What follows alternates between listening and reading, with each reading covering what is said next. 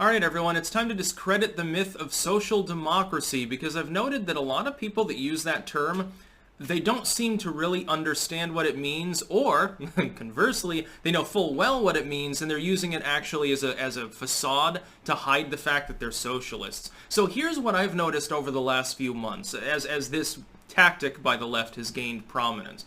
There are two kinds of references to social democracy that I generally see made, none of which is being made by people that are social democrats usually. The first and more common kind is that it's used as a term by socialists or people who are what we would consider far left, but they say, no, I'm not a socialist, I'm a social democrat. Now, does this have any wider meaning? No, absolutely not. They're not describing their own ideology properly. What they're doing is they're trying to do the opposite of what the insane but more honest socialists would do. Like Bernie Sanders will tell you flat out he's a socialist. He uses the term, has since the 1970s, don't like him, would never vote for him, but he's honest. He's telling you flat out he's a socialist. He says, well, I'm a democratic socialist. I'll shoot you after I get voted for. That's basically, he's being honest. He wants to get voted in office before he starves people in bread lines. But he's a socialist. There's no difference between democratic socialism and socialism other than the element of having voted socialism into existence, as opposed to shooting it into existence usually and guillotining people and then oppressing various groups in order to get most of the population to support you by killing their perceived enemies. It requires an us versus them id pol mentality. I've already explained this as well.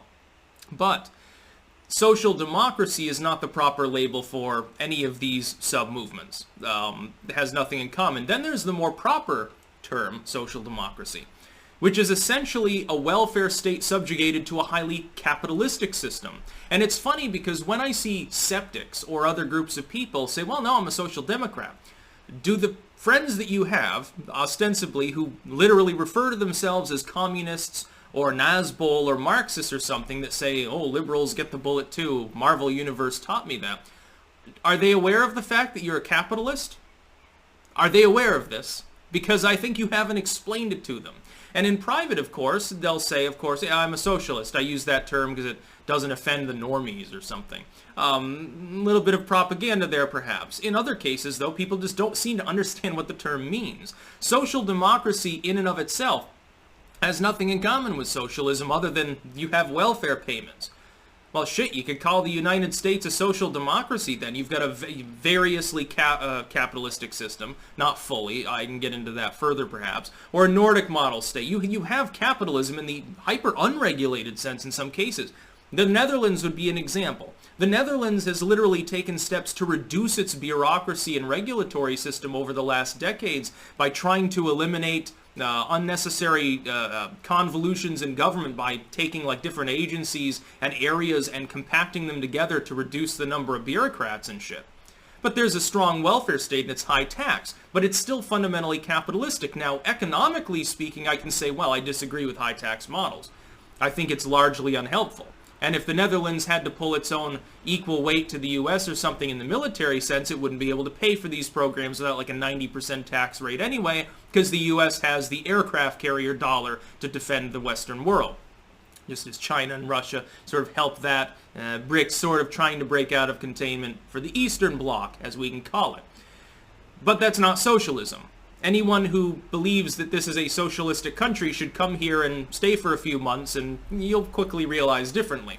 The same is true of the Nordic countries. The one unifying feature is that there's capitalism underpinning the welfare. You need the highly unregulated, very laissez-faire-ish style of system, more capitalistic than the US has, in order to make the wealth for the welfare. That's social democracy. But that's not what these other people that are using the term usually are talking about. They're not talking about a system that's underpinned by capitalism. They're talking about a system in which large swaths of the economy have been gobbled up and absorbed by the government. Well, you're not going to be able to afford that kind of system and have it actually work. It's not going to. You have people in various countries with things like universal healthcare, free education. They warn against those systems by and large. Do you think that the average Venezuelan would say, yeah, life here is so wealthy and prosperous and yummy? No. Through propaganda, they can be convinced by their government that it's Uncle Sam's fault, even though there were no meaningful sanctions on the country at large until fairly recently.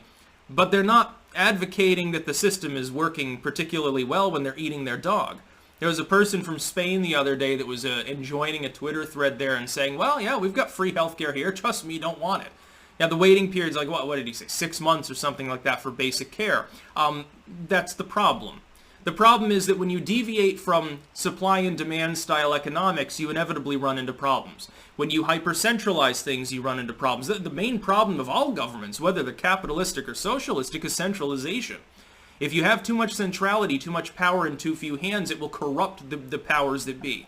And they will get steadily more corrupt. If you therefore don't have a strongly constitutional, extremely limited system, it will inevitably collapse itself. It doesn't really matter whether it's capitalistic at that point, by the way. If you have a strangulating bureaucracy, having a true free market sort of experience almost becomes, well, it doesn't matter as much. It's still not going to lead to as much wealth. As far as social democracy goes, though, then I notice that the average person using the term is not a social democrat.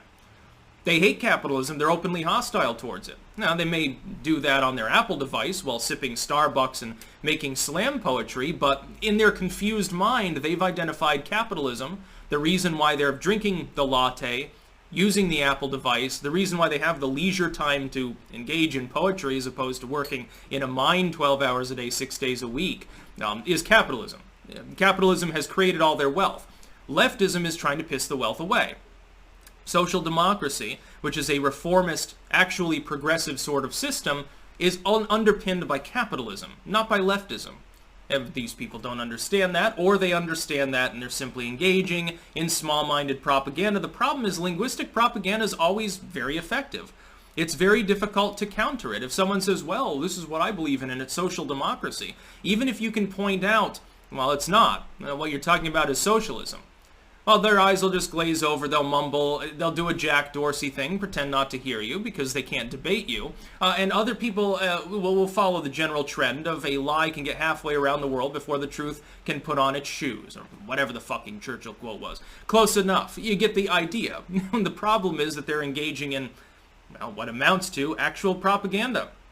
Usually it's combined with opportunism, though. Mostly it's to get leftists to donate to them, I think. I don't even think it's like ideological purism in some senses.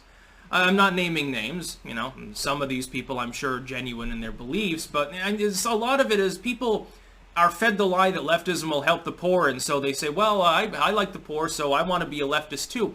But they don't understand history, and they're not looking at the actual policies of leftist movements and how they actually affect, like, the working class. Not the bourgeoisie that they are usually part of but hate anyway because they dislike themselves, but people who are like genuinely poor. Leftism has never helped them. If anything, it usually just fucking causes more problems. If it helps them, it's short term, it corrupts itself over time because of the centrality of welfare systems. Even social democracy, by the way, in a real sense, runs afoul of this tendency. That's about all. Peace out.